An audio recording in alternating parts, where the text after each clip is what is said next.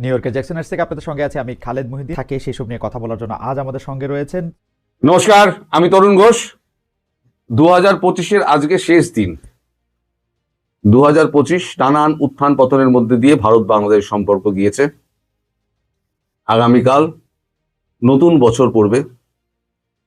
এখন আলাদাভাবে 10 মিনিট তারেক জিয়ার সঙ্গে জয়শঙ্করজির কথা হয় ওই এয়ারপোর্টেই। এখন ভারত কেন জয়শঙ্করজিকে পাঠালো?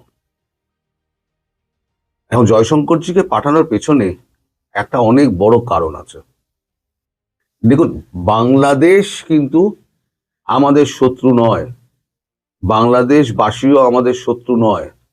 আমাদের শত্রু হচ্ছে এই জেহাদি ইউনূস এবং তার গ্যাং। এই বার্তাটা পৌঁছানোর জন্য জয়শঙ্করজিকে সেখানে পাঠানো হয়েছিল। এর পেছনে আরো অনেক ঘটনা রয়েছে, আমি পরে আসছি। এখন এই যে 10 মিনিট যে আলাদা করে কথা হলো, সেই নিয়ে এখন বিশ্ব মিডিয়া কিন্তু তোলপাড় হচ্ছে। একটা জিনিস জানবেন যে ভারতবর্ষের মতো বৃহৎ গণতান্ত্রিক রাষ্ট্র, তার কূটনীতি বুঝতে গেলে আপনাদের অনেক পড়াশোনা করতে হবে, অনেক কিছু জানতে হবে। তবে আপনারা বুঝতে পারবেন যে ভারত কোন কূটনৈতিক পথে চলছে, আগামী দিনে বিশ্ব কোন দিকে যাচ্ছে। 2026 একটা অস্থির পরিস্থিতি বিশ্ব হয়ে যাবে। আমি পরে ব্যাখ্যায় আসছি কি হতে পারে। তো এই যে বাংলাদেশ সফরের মধ্যে দিয়ে তিনি এটা বোঝাতে চাইলেন তারেক জিয়াকে, যে তারেক রহমানকে, যে আপনাকে যে আমরা গ্রিন সিগন্যাল দিয়েছিলাম, এখনো আপনার পাশেই আমরা আছি। একটা সুস্থ বাংলাদেশ গড়ুন, একটা সুস্থ নির্বাচন করুন যেখানে সব দলের অংশগ্রহণ থাকবে, এবং মৌলবাদকে আপনারা ধ্বংস করুন, শেষ করুন। এখন দেখুন, তারেক জিয়ার কাছে আগেই খবর ছিল তারেক জিয়া কখনোই না করবেন না তার মার অন্তিম কার্যে পার্শ্ববর্তী বড় দেশের একজন প্রধান আসতে চাইছেন, কখনো করবেন না, তাই তো? এখন তারেক জিয়া পরিষ্কার তাকে বলে দিয়েছেন, হ্যাঁ আমাদের পক্ষ থেকে এটা আপনাকে আমন্ত্রণ জানাতে দেরি হয়েছিল, কিন্তু আপনারা নিজে আমাকে ফোন করেছেন আপনাদের ওখান থেকে, তাই আমি মানে আপ্লুত। আপনি আসুন, আপনার যথাযোগ্য সম্মানের সঙ্গে আমরা আপনাকে করে নেব।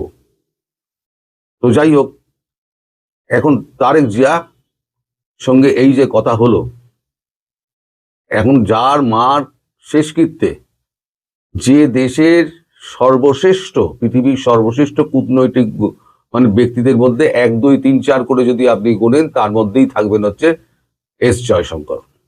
তার মতো ব্যক্তি যখন অংশগ্রহণ করেন, তখন জামাতের সঙ্গে তার একটা দূরত্ব তৈরি হবেই। এটাও কিন্তু একটা কূটনৈতিক চাল। একটা মেসেজ পাঠানো হলো বাংলাদেশকে যে আমরা তোমাদের শত্রু নই, বাংলাদেশ সাধারণ মানুষ, আমরা তোমাদের শত্রু নই। 2, তারেক জিয়াকে একটা মেসেজ পাঠানো হলো যে আপনাকে আমরা যেমন গ্রিন সিগন্যাল দিয়েছি, তেমনই কিন্তু আপনার সঙ্গেই আছি, আপনি একটা সুস্থ বাংলাদেশ গড়ুন। 3য়, জামাতকেও একটা মেসেজ দিয়ে দেওয়া হলো যে জামাত আর বিএনপি দুটোকে ভারতবর্ষ আলাদা করে দেখছে। কারণ ভারতবর্ষ কখনো মানে ওই একে কি বলে সন্ত্রাসবাদী দলকে, রাজাকারদের ভারতবর্ষ সহ্য করতে পারে না। এখন আমার যে পোস্টটা আমি দিয়েছিলাম, সেখানে নানান লোকে নানান মতামত ব্যক্ত করেছেন। কেউ বলছেন বিএনপি ছাড়া গতি নাই, কেউ বলছেন আক্রমণ করা ছাড়া গতি নাই, নইলে পরে বসে বসে বুড়া আঙুল চুষুন। এই আপনারা যারা লিখছেন না, আপনারা একটু ইউটিউব আর ফেসবুকের বাইরের পৃথিবীটা একটু দেখুন, কূটনৈতিক হালচালটা দেখুন। 2026-এ কি ঘটতে যাচ্ছে। 2026 কিন্তু 2025 হবে না। 2026-এ কিন্তু সারা পৃথিবী অশান্ত হয়ে যাবে। কি হবে আমি আপনাকে আজকে বলে দিচ্ছি। 2025-এর শেষ দিনে 2026-এর শুরুর থেকে কি মার্চের পর থেকে কি কি হতে যাচ্ছে। যেমন ট্রাম্প তাল ঠুকছেন উনি ভেনেজুয়েলা আক্রমণ করবেন। খবর পেয়েছেন নিশ্চয়ই। ট্রাম্প যদি ভেনেজুয়েলা আক্রমণ করে তাহলে ট্রাম্প একটা দিকে ফ্রন্ট খুলে ফেলল।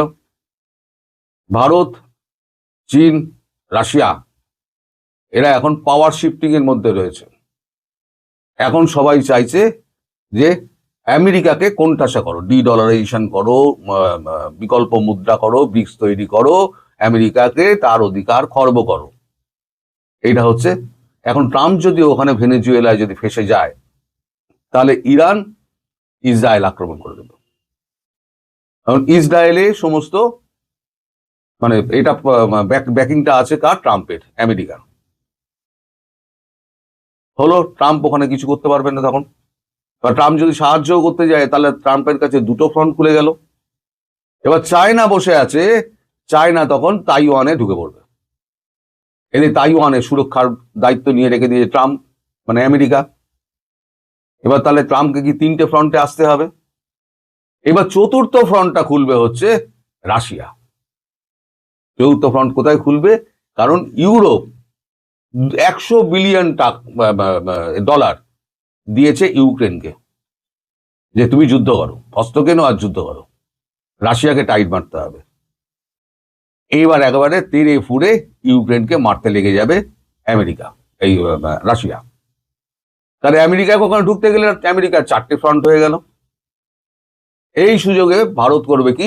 পাকিস্তানকে আক্রমণ করবে। তাহলে পাকিস্তান এখানে কোন জায়গা পাবে বলুন? 5 নম্বর ফ্রন্ট কি আমেরিকা খুলবে? আমেরিকা যত শক্তিশালী দেশ হোক 5 নম্বর ফ্রন্ট খুলতে যাবে না, 4 নম্বর ফ্রন্টও খুলতে যাবে না, 3 নম্বর ফ্রন্টও খুলতে যাবে না। তাইওয়ানকে বাঁচাতেও যাবে না, ইউক্রেনকে বাঁচাতেও যাবে না। সে শুধু নিজের স্বার্থ বোঝে ভেনেজুয়েলা নিয়ে পড়ে থাকবে। কারণ ভেনেজুয়েলা তেল আর খনিজ সম্পদের ওপরেতে ট্রাম্পের, আমেরিকার নজর। আর নিজের স্বার্থ সিদ্ধি ছাড়া সে পৃথিবীতে কাউকে চেনে না। ফলে এই যুদ্ধ করতে করতে এরা সমস্ত শেষ হয়ে যাবে এবং আমেরিকার যে মানে দাদাগিরি সেটাও কিন্তু সারা বিশ্বের সামনে কমতে লেগে যাবে। এই যখন অবস্থা, তখন ভারতবর্ষ বাংলাদেশের ব্যাপারে কি সিদ্ধান্ত নেবে? এটাই তো একজন প্রশ্ন। ভারতবর্ষ বাংলাদেশের ব্যাপারে কি সিদ্ধান্ত নেবে? ভারত এই যে আপনাদের বাংলাদেশের রাষ্ট্রদূতকে হঠাৎ ফেরত পাঠানো হলো, মানে বাংলাদেশে আপনাদের মিডিয়া বলা হচ্ছে যে তাকে হঠাৎ ডেকে পাঠানো হলো কেন? আসলে ডেকে পাঠানো হয়নি। তাকে ভারতবর্ষ থেকে বলে দেওয়া হয়েছে আপনি বাংলাদেশে গিয়ে সরকারকে এই কথাগুলো বলুন যে আত্মমর্যাদা সম্পন্ন দেশ হিসেবে টিকে থাকার দায়িত্ব বাংলাদেশের।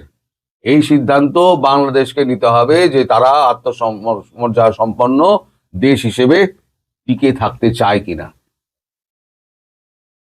সেই মেসেজটাই পৌঁছে দেওয়া হয়েছে আমাদের বাংলাদেশের রাষ্ট্রদূত যিনি আছেন রিয়াজ হামিদুল্লাহ, তাকে ডেকে পাঠিয়ে এই কথাটি বলে তাকে বাংলাদেশে পাঠানো হয়েছে। আপনাদের সাথে উল্টোপাল্টা খবর হয়। এখন ইউনূস বহু চেষ্টা করেছে যে মোদী সাহেবের সঙ্গে এবং জয়শঙ্করজি দোভালজির সঙ্গে একটা বৈঠক করার। খলিলুরকে বহু চেষ্টা করেছে, খলিলুর পারেনি বলে খলিলুরকে অনেক কথা শুনিয়েছে। এইখানে উনি হাত পা জুড়ে লেগে পড়েছেন, চারদিকে দৌড়দৌড়ি করছেন একটা যদি অ্যাপয়েন্টমেন্ট পাওয়া যায় ডক্টর জয়শঙ্করের সঙ্গে। আজকে একটা ভারতীয় হাই কমিশনে একটা অনুষ্ঠান আছে, সেখানে বিশিষ্ট ভারতীয়দের সঙ্গে মিলিত হবেন ডক্টর জয়শঙ্কর এবং সেখানে একটা ভোজেরও আয়োজন আছে। সেখানে বিভিন্ন বাংলাদেশি নামী সাংবাদিকদেরও ডেকে পাঠানো হবে, নামী ব্যক্তিদেরও যেমন ডেকে পাঠানো হচ্ছে। তা সেখানেও অন্তত যাতে 5 মিনিটের জন্য কথা বলতে পারেন তার জন্য এখন উঠে পড়ে লেগেছেন ডক্টর ইউনূস। এখন দেখা হবে কি হবে না, কথা হবে কি হবে না তা আমি জানি না, কিন্তু আমার যতদূর মনে হয় এই সন্ত্রাসবাদী ইউনূসের সঙ্গে ডক্টর জয়শঙ্কর হয়তো দেখা নাও করতে পারেন। আর যদি দেখা হয় তাহলে পরে তাকে তার ঔকাত সমঝে দেবে। আমাদের হিন্দিতে একটা কথা আছে, এই যে বলছেন না আপনারা বলছেন এই ধমকে দিচ্ছে, এই ভারত নিয়ে নেবো, অমুক নিয়ে নেবো, 7 সিস্টার নিয়ে নেবো বলে খুব চেঁচামেচি করে। হিন্দিতে একটা কথা আছে, কুত্তা আপনা গলি মে শের হ্যায়। তোমার ঘরে ঢুকে আমাদের টপ কূটনীতিক ঘুরে আসছে, একেবারে 12 ঘন্টা কাটিয়ে আসছে, তোমরা কিছুই তোমাদের করার ক্ষমতা নেই। শের শের হতা হ্যায়, বাঘ যে বাঘই। বলেছি না, ভারতের থেকে বড় গুন্ডা দক্ষিণ পূর্ব এশিয়ায় আর নেই। এই গুন্ডামি দেখাচ্ছে না, যেদিনকে গুন্ডামি দেখাবে সেদিনকে বুঝতে পারবেন যে কতটা জলে আছেন, কতটা ডাঙায় আছেন। শেখ হাসিনার গত 2-3 দিনের ভিডিও যদি আপনি শুনে থাকেন, ভিডিও বার্তা, তাহলে সেইখানে যেটা বলতেছে সেটা হচ্ছে যে উনি বলছেন যে কেউ নির্বাচনী কেন্দ্রে যাবে না, মানে ভোট দিতে যাবে না। এইটাও বলছে ওই যে আওয়ামী লীগের কিছু সমর্থক আছে না আপনার, যারা মানে ধরেন সমর্থন করে আওয়ামী লীগ, কিন্তু তারা ওই কোথাও যায় নাই, কোনো ইয়েতে নাই, কিন্তু কন্টিনিউ স্লিপার সেল, এই জাতীয় লোকগুলারকেও বলা হয়েছে যে আপনারাও কেউ কোনো নির্বাচনে স্বতন্ত্র প্রার্থী হয়ে দাঁড়াবেন না। মানে আওয়ামী লীগ ঘরানার একটা স্বতন্ত্র প্রার্থী হবে না, আওয়ামী লীগ নিজেও তো প্রার্থী দিবেই না, আর সময়ও নাই, শেষ। এখন এখানে অনেকে হয়তো ভাবতে পারেন যে এটা কি হইলো, এই সবসময় বলা হয়েছে নির্বাচন হবে না, এখন কি ইন্ডিয়া, রাশিয়া, চায়না এরা এসে নির্বাচন বন্ধ হয় না? কেউ নির্বাচন বন্ধ করবে না। কারণ আপনি যদি জিও পলিটিক্স নিয়ে একটু বুঝেন, তাহলে দেখেন যে কোনো ঘটনা ঘটাইতে 25 বছর সময় নেই কম করে। তার ছোট্ট একটা উদাহরণ দেই। গত পরশুদিন আপনার এটা আমাদের ইয়ে ছিল, কি বলে এটারে, এই ইসরায়েল একটা কনফারেন্স ডাকছে, সেখানে আপনার আনা হয়েছে গ্রিস এবং সাইপ্রাসকে তুর্কির বিরুদ্ধে। তুর্কির সরাসরি বলছে যে আপনি যে এম্পায়ার করার চেষ্টা করতেছেন, এইটা যদি স্বপ্নেও দেখেন তাহলে আপনার স্বপ্নের ভিতরে যাই আপনার পিঠে আসবো।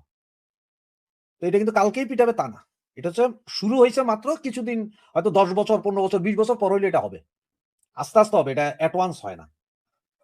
তো সেম গত 17 মাস ধরে বিদেশিরা অনেক চেষ্টা করছে যে আওয়ামী লীগের দাঁড়া করাইতে, কিন্তু আওয়ামী লীগ তো দাঁড়ানোর মতন অবস্থানে নাই আসলে।